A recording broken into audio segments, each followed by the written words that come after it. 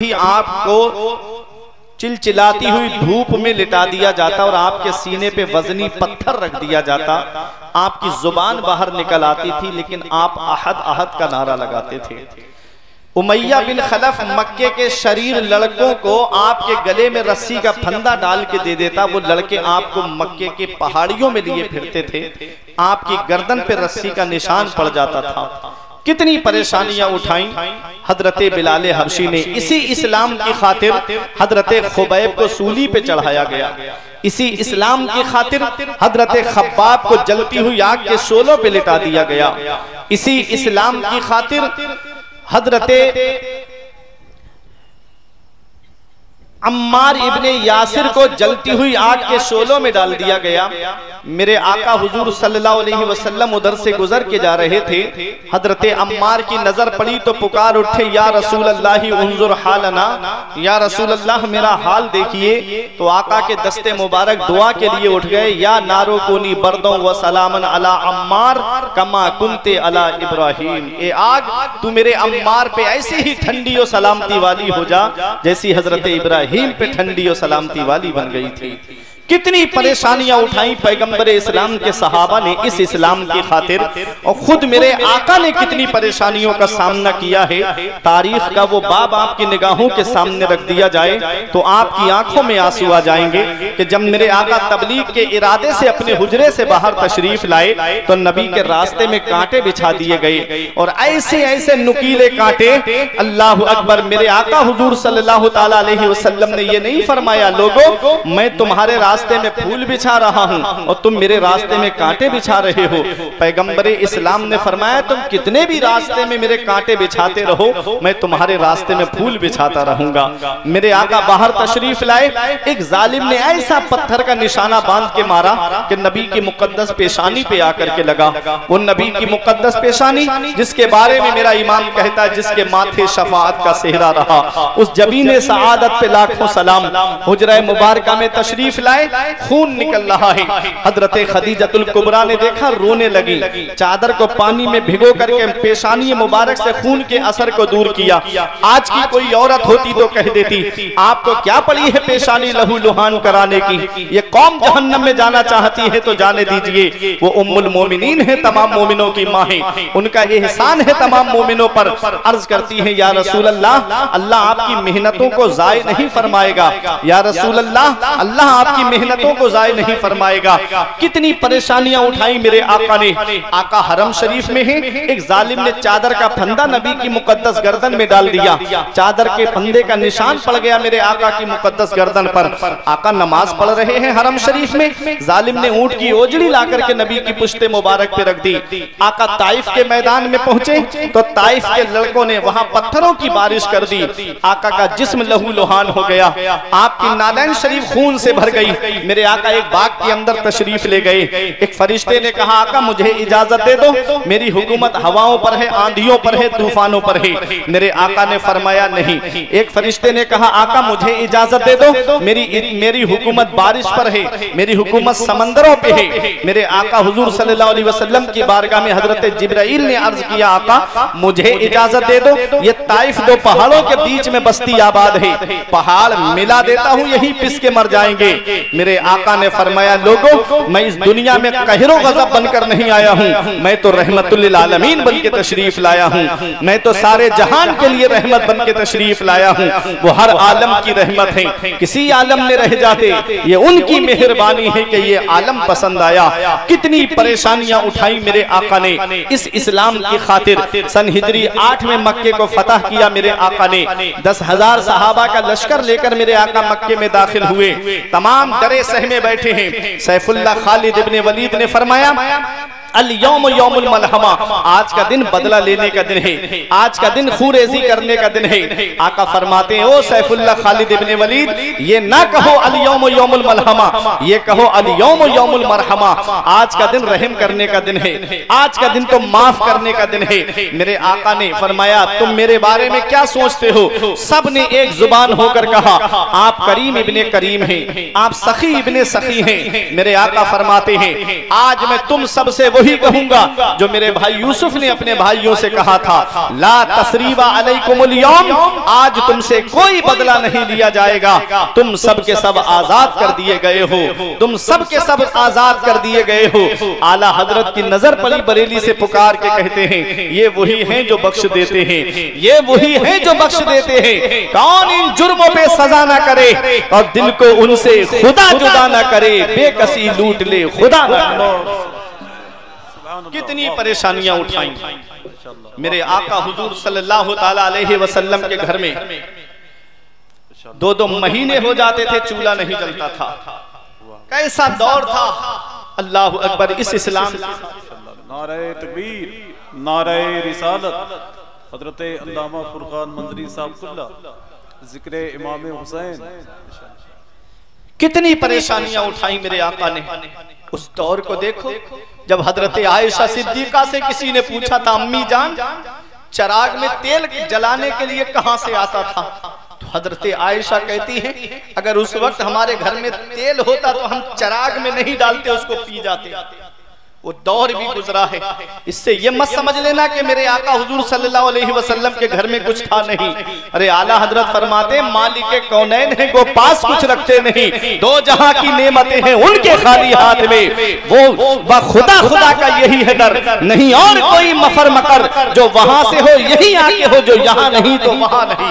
मेरे आका ने गरीबी को पसंद फरमाया है। मेरे आका हुजूर सल्लल्लाहु ताला अलैहि वसल्लम के सहाबा ने मशवरा किया कि आका के घर में कई दिन तक चूल्हा नहीं जलता है। हमें जान मिली है नबी के सदक़े में, माल मिला है नबी के सदक़े में, औलाद मिली है नबी के सदक़े में, कुरान मिला है नबी के सदक़े में, ईमान मिला है नबी के सदक़े में। चलो आका की बारगाह में तोहफा लेकर चलते हैं, चलो नजराने लेकर चलते हैं। जब मेरे आका की बारगाह में नजराने लेकर आए तो आयत करीमा मेरे आका पे नाजिल होती है, कुल ए मेरे महबूब अपने इन उम्मतियों से कह दो, ला अस्अलुकुम अलैहि अजरा, जो इस्लाम मैंने तुम तक पहुंचाया है, इस्लाम पहुंचाने में जो परेशानियों का मैंने सामना किया है, ला अस्अलुकुम अलैहि अजरा, मुझे उसका बदला नहीं चाहिए, मुझे उसका मुआवजा नहीं चाहिए, मुझे उसकी कीमत नहीं चाहिए, मुझे उसका कोई बदला नहीं चाहिए, इल्लल मवद्दता फिल कुर्बा, तुम मुझे कुछ देना चाहते हो तो मेरे अहले बैत से मोहब्बत करो, मेरे घर वालों से मोहब्बत करो। इस आयत करीमा में तवज्जो के साथ सुनिएगा, मवद्दत का लफ्ज आया है, एक है मोहब्बत और एक है मवद्दत, दोनों में बहुत बड़ा फर्क है। मवद्दत किसे कहते हैं और मोहब्बत किसे कहते हैं, ये उलमाए किराम है, दर्सो तदरीस से जुड़े हुए लोग हैं, इनकी तवज्जो चाहता हूं। मोहब्बत कहते हैं मैलानुल कल्ब फी शैइही औ फी ज़ातिही को, और मवद्दत कहते हैं सैलानुल कल्ब फी शैइही औ फी ज़ातिही। मोहब्बत किसी चीज की तरफ दिल का माइल होना, जब दिल किसी चीज की तरफ माइल होता है या किसी जात की तरफ माइल होता है तब मोहब्बत होती है। और मवद्दत किसे कहते हैं, सैलानुल कल्ब को मवद्दत कहते हैं, जिस दिल का सैलान होना, दिल का बह जाना किसी शय की तरफ या किसी जात की तरफ, उसको मवद्दत कहते हैं। ये एक इल्मी बात है। और सुनो, मैलान के लिए देखना होता है, जब तक आप देखेंगे नहीं आपको मोहब्बत नहीं होगी। मैं यहाँ रामपुर बाजार की सरजमीन पर हुसैनी कमेटी की जानिब से पहली बार यहाँ पर आया हूँ। जब तक आपने मुझे देखा नहीं था, आपको मुझसे कोई मोहब्बत नहीं, आलम भाई ने मुझे नहीं देखा, कोई मोहब्बत नहीं, और खजांची साहब कमेटी वालों ने नहीं देखा, कोई मोहब्बत नहीं। और जैसे ही मुझे देख लिया मोहब्बत हो गई, दिल माइल हो गया। पता चला मोहब्बत के लिए देखना होता है, मोहब्बत के लिए देखना जरूरी होता है। जब तक आप देखेंगे नहीं आपको मोहब्बत कैसे होगी। और मवद्दत किसे कहते हैं, सैलानुल कल्ब को मवद्दत कहते हैं। दिल का माइल हो, दिल का बह जाना। सैलान के माना आते हैं बह जाना, जिसको आप सैलाब कहते हो तो सैलाब आप देखते होगे, जब सैलाब आता है तो छोटी बड़ी चीजें हो सबको बहा कर ले जाता है, रोके से नहीं रुकता है। ऐसे ही इसको दूसरे अल्फाज में ये कहो, मवद्दत का माना इश्क होता है, किसी को टूट के चाहना। अगर मेरे आका फरमाते कि तुम मेरे अहले बैत से मोहब्बत करना, तो हो सकता है आपके जहन में यह बात आ जाए कि हमने हुसैन को देखा नहीं है, पता नहीं हुसैन का चेहरा कैसा होगा, हमने हुसैन को देखा नहीं है, पता नहीं हुसैन के हाथ कैसे होंगे, हमने हुसैन को देखा नहीं है, पता नहीं हुसैन के पैर कैसे होंगे, हमने हुसैन को देखा नहीं है, पता नहीं हुसैन बोलते कैसे होंगे, हमने हुसैन को देखा नहीं है, पता नहीं आका हुसैन चलते कैसे होंगे। मवद्दत का लफ्ज आया है, पता चला मवद्दत के माना आते हैं टूट के चाहना, टूट के चाहना। ये आका हुसैन की शान है कि 1450 साल गुजर गए, हमने हुसैन को देखा नहीं है और हुसैन के नाम का लंगर आज हर घर में बन रहा है, हुसैन को आज हर घर में याद किया जा रहा है। सब कुछ भुला दिया है मगर याद है हुसैन अब भी हमारे सीनों में आबाद है। हुसैन निकला था जिनके वास्ते, सूरज भी एक दिन उस बेमिसाल बाप की औलाद है हुसैन। नारे तकबीर, नारे रिसालत, जिक्रे इमामे हुसैन, गुलामाने इमामे हुसैन, पैगामे हुजूर ताजुश शरिया। आज भी लोग हुसैन को याद कर रहे हैं, आज भी लोग हुसैन की बारगाह में खिराजे अकीदत पेश कर रहे हैं। ऐ लोगों तवज्जो दीजिएगा, मवद्दत हजरत अब्दुल्ला इब्ने अब्बास रजी अल्लाह ताला अन्हुमा अर्ज करते हैं, वो आपके अहले मवद्दत कौन है जिनकी मोहब्बत हमारे ऊपर वाजिब है। आका फरमाते हैं वो अली हैं, फातिमा हैं, हसन हैं, हुसैन हैं। ऐ लोग अब यहाँ पहुँच के एक अकीदे की बात आपको बता दूं, कौन अली है? अला यालू से बना अली जिसके माना है बुलंद। अली शेरे खुदा का नाम माँ ने हैदर रखा है और बाप ने अली रखा है। माँ ने नाम हैदर रखा, बाप ने अली रखा। अब यहाँ पहुँच के एक बात आपको बताऊं, हैदर शेर को कहते हैं और शेर एक ऐसा जानवर है जिसके तकरीबन 600 नाम आए हैं किताबों में, 600 नाम है शेर के। शेर को हैदर अरबी में कहा जाता है। आप तवज्जो दीजिएगा, आफाक भाई सबकी तवज्जो चाहता हूं। हैदर, हैदर किसे कहते हैं उसको आप समझिएगा, समझ गए तो खामोश नहीं रहेंगे। मौला अली शेर खुदा से सच्ची मोहब्बत वालों, देखो हैदर शेर के तकरीबन 600 नाम आए हैं। शेर जब अपनी कछार में बैठा होता है तो उसको असद कहते हैं, और जब कछार से बाहर निकलता है तो उसको जिरगाम कहते हैं, और जब चहल कदमी करने लगता है तो उसे जैगम कहते हैं, और जब शिकार की तरफ नजर जमा लेता है तो उसे गजनफर कहते हैं, और जब शिकार को पकड़ लेता है तो उसे हमजा कहते हैं, और जब शिकार का सांस रुकने लगता है तो उसे अब्बास कहते हैं, और जब शिकार को 2 हिस्सों में फाड़ देता है तो उसे हैदर कहते हैं, तो उसे हैदर कहते हैं, तो उसे हैदर कहते हैं। मौला अली शेरे खुदा ने मरहब के 2 टुकड़े करके कहा था, अनल्लज़ी सम्मतनी उम्मी हैदरा, मैं वो हूं जिसका नाम उसकी माँ ने शेर रखा है। कभी दीवार हिलती है, कभी दर कांप जाता है, अली का नाम सुनकर अब भी खैबर कांप जाता है। ओला मोहब्बत से सुभान अल्लाह। ये अली, फातिमा कौन है? आका फरमाते हैं मैंने अपनी बेटी फातिमा का नाम फातिमा क्यों रखा? सहाबा ने अर्ज किया अल्लाह व रसूलुहु आलम, अल्लाह उसका रसूल ज्यादा जानते हैं। मेरे आका ने फरमाया मैंने अपनी बेटी का नाम फातिमा इसलिए रखा है कि जो मेरी बेटी फातिमा से मोहब्बत करेगा अल्लाह ने उसको जहन्नम से आजाद कर दिया है। अब है हसन, इमाम हसन। हसन हुस्न से बना। कौन इमाम हसन है और कौन इमाम हुसैन है? ये 2 नाम ऐसे हैं जो अल्लाह ने जन्नत में छुपा के रखे थे। और जब इमाम हसन पैदा हुए आका ने फरमाया अली क्या नाम रखा है? अर्ज किया आका मैं तो जंग से मोहब्बत करता हूं, मैंने तो हरब सोचा है। फरमाया इसका नाम हरब नहीं रखा जाएगा, इसका नाम हसन रखा जाएगा। फिर हुसैन पैदा हुए तो मेरे आका ने फरमाया अली क्या नाम सोचा है? तो अर्ज किया आका मैंने तो वही सोचा है हरब। फरमाया हरब नहीं, इसका नाम हुसैन रखा जाएगा। कौन इमाम हसन है और कौन इमाम हुसैन है? मेरे आका हुजूर सल्लल्लाहु ताला अलैहि वसल्लम के प्यारे नवासे हैं दोनों। मेरे आका ने फरमाया हर नबी की जुर्रियत उसकी सुल्ब में रखी गई है। हर नबी की जुर्रियत उसकी सुल्ब में रखी गई है, हर नबी की औलाद उसकी सुल्ब में रखी गई है। आका फरमाते हैं मेरी जुर्रियत को अल्लाह ने अली की सुल्ब में रखा है। मेरी नस्ल अली से चलेगी, मेरी नस्ल अली से चलेगी। ऐ लोगों कौन इमाम हसन है और कौन इमाम हुसैन है? यही इमाम हसन हैं कि जिनको देख करके मेरे आका ने फरमाया था, मैं इब्नी हाजा सैयद, मेरा ये बेटा सरदार है।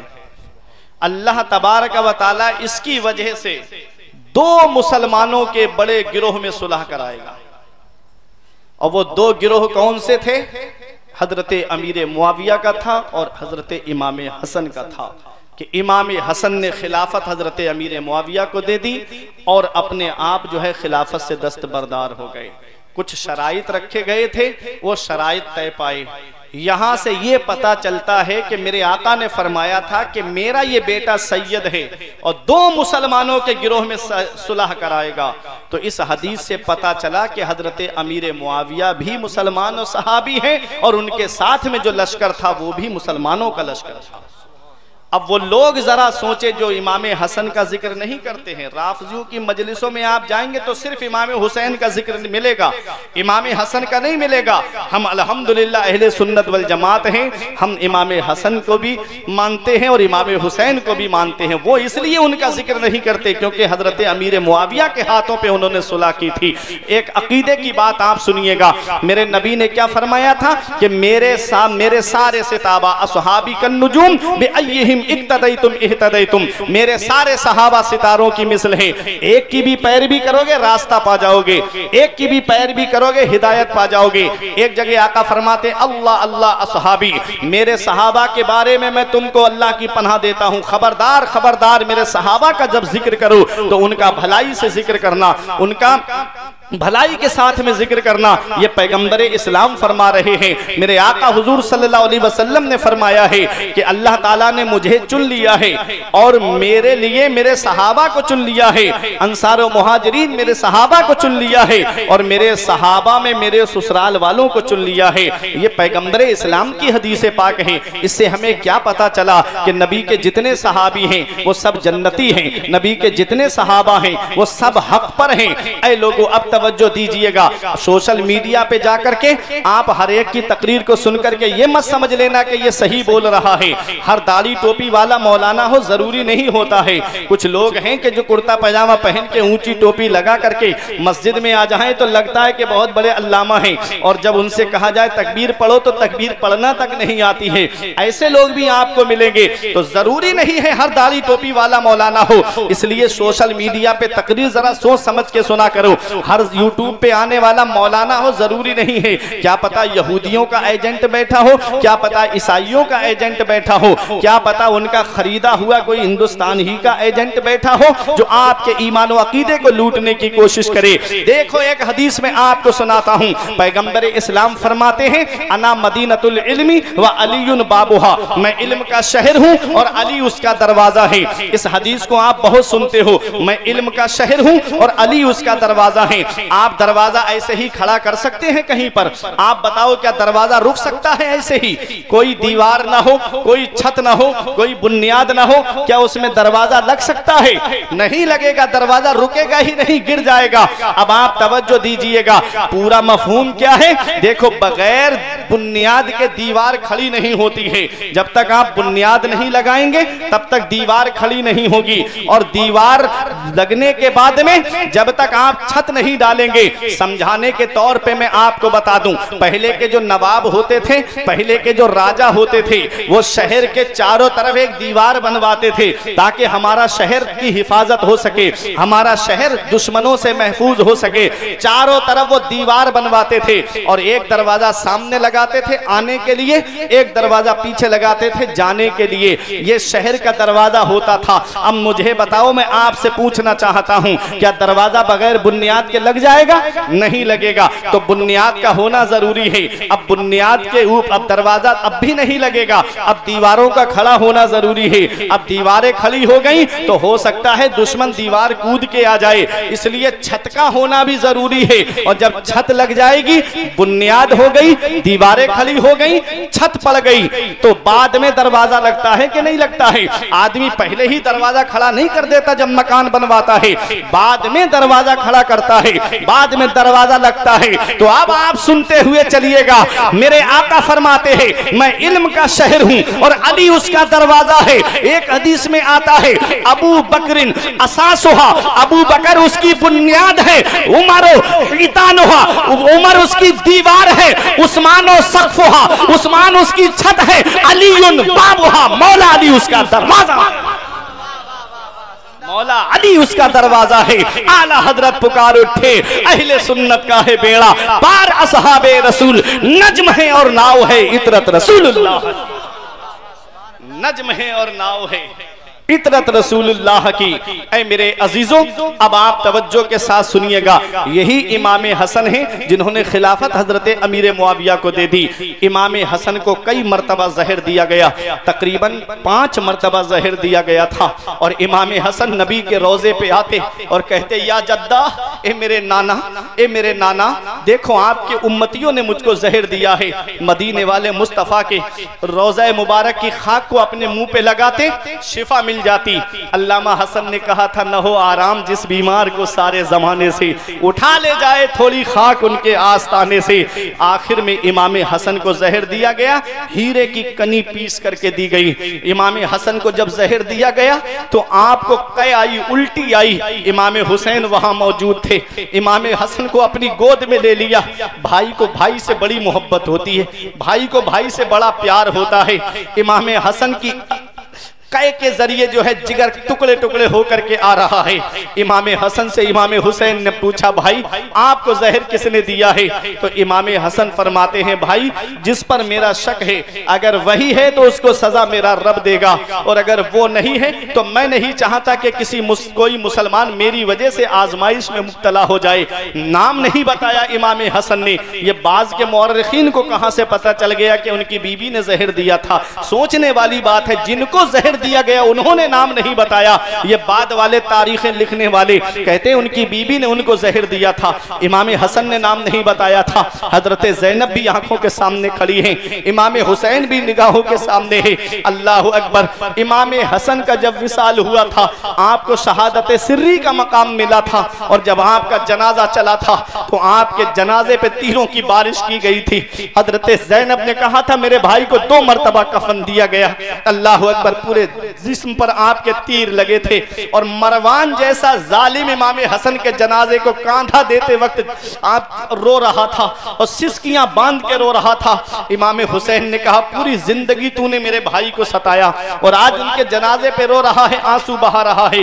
तो उसने कहा था कि जितना मैंने इमाम हसन को सताया है, अगर मैं वो जितने जुल्म मैंने किए हैं अगर इतने जुल्म पहाड़ पे कर देता तो पहाड़ अपनी जगह से हट जाता, लेकिन ये नबी की आल है जो अपने कद जर्रा बराबर भी नहीं हिली। अल्लाह अकबर। ये है इमाम हसन के पैगंबर इस्लाम की बारगाह में जब इमाम हसन को इमाम हुसैन को लेकर हजरत फातिमा आई थी और कहा मेरे बाबा मेरे बच्चों को कुछ अता फरमा दे, तो एक पहलुए मुबारक पे इमाम हसन को बिठाया और एक पर इमाम हुसैन को बिठाया, और मेरे आका ने फरमाया हसन को मैं हिल्म बुर्दबारी देता हूँ, हसन को मैं हिल्म बुर्दबारी देता हूँ, और हुसैन को मैं बहादुरी और सखावत देता हूँ। और आप देख लीजिए दोनों नवासों को, इमाम हसन बर्दाश्त करने की बहुत क्षमता थी आपके अंदर, हिल्म बुर्दबारी का पैकर थे इमाम हसन। और इमाम हुसैन को देखिएगा कैसी शुजाअत है मैदान करबला में, कैसी सखावत है मैदान करबला में। बच्चे लुटा दिए इस्लाम की खातिर, अपनी जान दे दी इस्लाम की खातिर। कैसी बहादुरी है इमाम हुसैन की। आज एक हमारे घर में इंतकाल हो जाए पूरे घर के होश उड़ जाते हैं, मगर वह मेरे हुसैन तेरे सब्र को सलाम, वह मेरे हुसैन तेरी इस्तिकामत को सलाम, वह मेरे हुसैन तेरी अजमत और शान को सलाम। अपना घर सबको प्यारा होता है, अपना मुल्क सबको प्यारा होता है, अपना वतन सबको प्यारा होता है, अपना शहर सबको प्यारा होता है, अपना गांव सबको प्यारा होता है। आप सऊदी काम करने के लिए चले जाओ, आपको कोई इंडिया का आदमी मिल जाए और वो इंडिया में में पता नहीं किस कोने का रहने वाला हो, आप गोंडा के रहने वाले हो और वो कहीं राजस्थान इलाके का रहने वाला हो, तो आपके दिल को सुकून मिलता है कि ये मेरे शहर का है, ये मेरे मुल्क का है। अल्लाह अकबर। आप बंबई काम करने चले जाओ और आपको गोंडा का कोई आदमी मिल जाए, इधर का ना हो बलरामपुर के उधर का हो, तो आप सोचिएगा बलरामपुर के करीब गोंडा जिला लगता है, वहां का हो तो आपको सुकून मिलता है कि मेरे शहर का है। अपना शहर सबको प्यारा होता है। इस इस्लाम ने वतन की कुर्बानी मांगी, हुसैन ने वतन छोड़ दिया, और वतन भी कैसा प्यारा वतन, वो वतन जिसके लिए हम पांचों वक्त नमाजों में दुआ करते हैं, दिखा दे या इलाही वो मदीना कैसी बस्ती है जहां पर रात दिन मौला तेरी रहमत बरसती है। वतन भी ऐसा प्यारा वतन कि जिसके बारे में मदीने वाले मुस्तफा फरमाए, जिससे हो सके मदीने में मरे तो वो मदीने ही में मरे, क्योंकि जो मदीने में मरेगा मैं उसकी शफाअत करूंगा। ऐसा प्यारा वतन मदीने की सरजमीन। अल्लाह अकबर। हुसैन छोटा सा काफिला लेकर के अपने नाना के रोजे पे आते हैं, कहते हैं नाना आपका वही बेटा हुसैन आया है जिसे आप चूमा भी करते थे, जिसे आप सूंघा भी करते थे, अपने नवासे का आखिरी सलाम कबूल करो। अपनी माँ फातिमा की तुरबत पे आए, अम्मी आपका वही बेटा हुसैन आया है जिसे बुखार आता था तो तुम मन्नतों के रोजे रखती थी, अपने बेटे का आखिरी सलाम कबूल करो। इमाम हसन की तुरबत पे आए, भाई की तुरबत को सलाम करके चला मेरा हुसैन। छोटा सा काफिला है। अल्लाह अकबर। जैसे ही मदीने शरीफ के बाहर निकले, आंखों में आंसू थे मेरे आका इमाम हुसैन के। आप इन उलमा से पूछिएगा, आपकी बस्ती में भी और इस मजमे में भी कोई ना कोई ऐसा आदमी जरूर होगा कि जिसने हज किया होगा या उम्रा किया होगा। आप सूफी साहिब किबला से पूछिए, इन्होंने गुंबदे खदरा के जलवे देखे हैं। इन उलमा से पूछिए, इन्होंने किताबों में गुंबदे खदरा के जलवों के बारे में पढ़ा है। और आप भी हज या उम्रा करने कोई ना कोई ऐसा होगा जो बस्ती से गया होगा।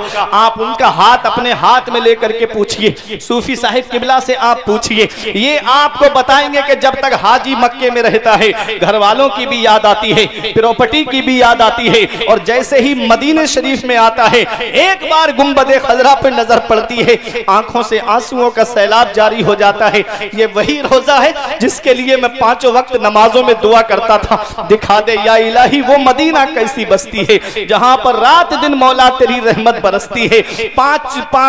गुंबदे खजरा पे नजर पड़ने के बाद में इस वक्त जो वहां की हुकूमत है वो 8 दिन से ज्यादा मदीने में हाजी को या उम्रा करने वाले को रहने नहीं देती।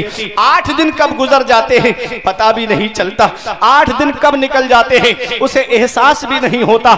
8 दिन के बाद उसके कानों में एक आवाज आती है, फला तारीख में जो हाजी आए थे, फला दिन जो हाजी आए थे, अब उन्हें मदीना छोड़ करके मक्के के लिए निकलना है। फला नंबर की बस फला जगह खड़ी हुई है, अपना अपना सामान सफर तैयार करो और जाकर के अपनी सवारी में सामान रखो। ऐ रामपुर बाजार वालों, जब हाजी के कानों में ये आवाज पहुंचती है तो आंखों से आंसू जारी हो जाते हैं। सामान सफर तैयार करता है हाजी, अलविदाई सलाम करने के लिए नबी के रोजे पे जाता है हाजी, और जब नबी के रोजे पे अलविदाई सलाम करने जाता है सुनहरी जालियों के सामने खड़े होकर के यही कहता है, मौला इस दयार में आने के लिए पूरी जिंदगी दुआएं करता रहा। ए मेरे मौला 8 दिन कब गुजर गए पता भी नहीं चला। मौला तू मुझे जिंदगी दे, मौला तू मुझे उम्र दे, मौला तू मुझे मालो दौलत दे, तो एक बार अपने महबूब का रोजा और दिखा देना। अलविदाई सलाम करके आता है हाजी। हमारे शायर अहले सुन्नत अकील सिद्दीकी साहिब किबला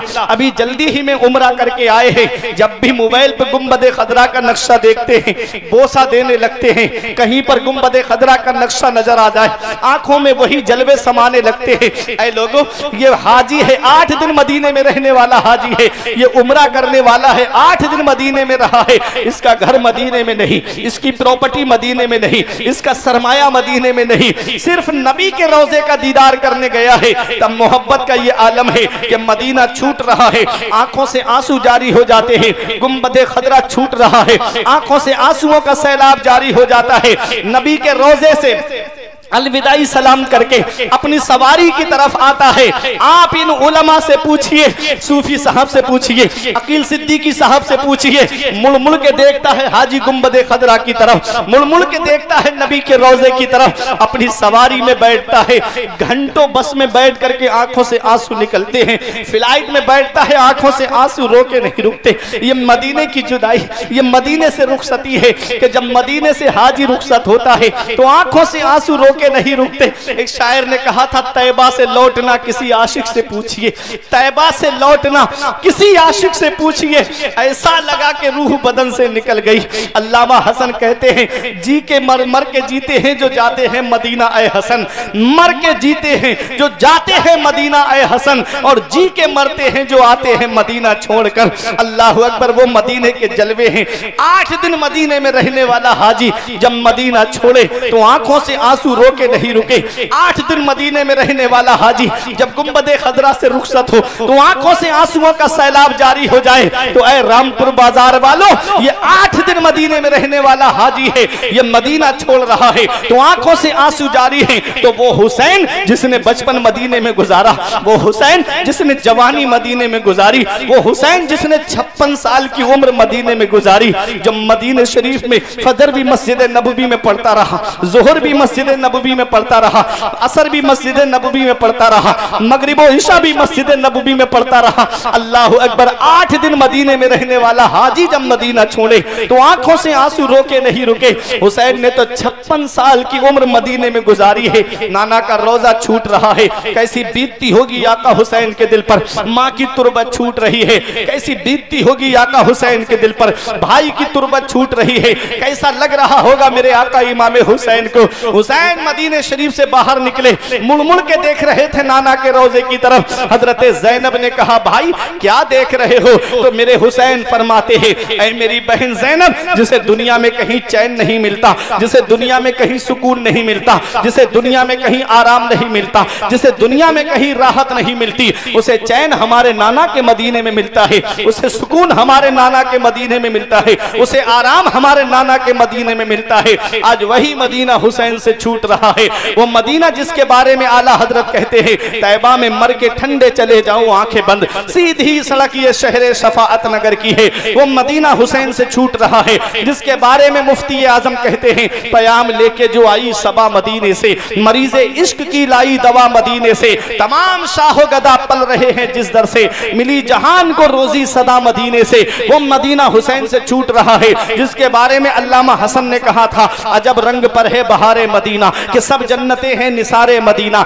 मलाइक लगाते हैं आंखों में अपनी, शबो रोज खाके गुबारे मदीना, मेरी खाक यारब ना बर्बाद जाए, पसे मर्ग कर दे गुबारे मदीना, शरफ जिनसे हासिल हुआ अंबिया को वही है हसन इफ्तिखारे मदीना। वो मदीना हुसैन से छूट रहा है जिसके बारे में ताजुश शरिया फरमाते हैं, मदीना ऐसा गुलशन है जो हर गुलशन की जीनत है, बहारे बागे जन्नत भी मदीना की बदौलत है, मदीना छोड़कर जन्नत में कोई जा नहीं सकता, मदीने से मोहब्बत है तो जन्नत की जमानत है। वो मदीना हुसैन से छूट रहा है, तजल्लियों की अजब है फिजा मदीने में, निगाहे शौक की है इंतहा मदीने में, गमे हयात ना खौफे कज़ा मदीने में, बराहे रास्त है राहे खुदा मदीने में। वो मदीना हुसैन से छूट रहा है। हुसैन मदीना छोड़े मक्का आए और मक्के से हुसैन करबला के लिए चले, और जब करबला को हुसैन चले निकले थे कूफे के लिए, तकदीर ने करबला पहुंचा दिया। 2 मुहर्रम को हुसैन करबला के मैदान में आए, 7 मुहर्रम मंगल के दिन आका हुसैन पे पानी बंद किया गया। आशूरा की रात आई तो मेरे आका हुसैन ने फरमाया कि इन यजीदियों से कहो कि मुझे 1 रात की मोहलत दे दी जाए। तो यजीदियों ने तो ये सोचा था कि इनकी प्यास में और इजाफा हो जाएंगे, इनके बदन और कमजोर हो जाएंगे, और आका हुसैन ने क्यों मोहलत मांगी थी कि आज की रात दिल खोल के अल्लाह की इबादत करेंगे, 1 रात और अल्लाह की इबादत के लिए मिल जाएगी। आका इमाम हुसैन ने फरमाया, आज की रात को 2 हिस्सों में तकसीम करो, आधी रात नवाफिल पढ़ो, आधी रात कुरान की तिलावत करो। ये मेरे आका इमाम हुसैन हैं।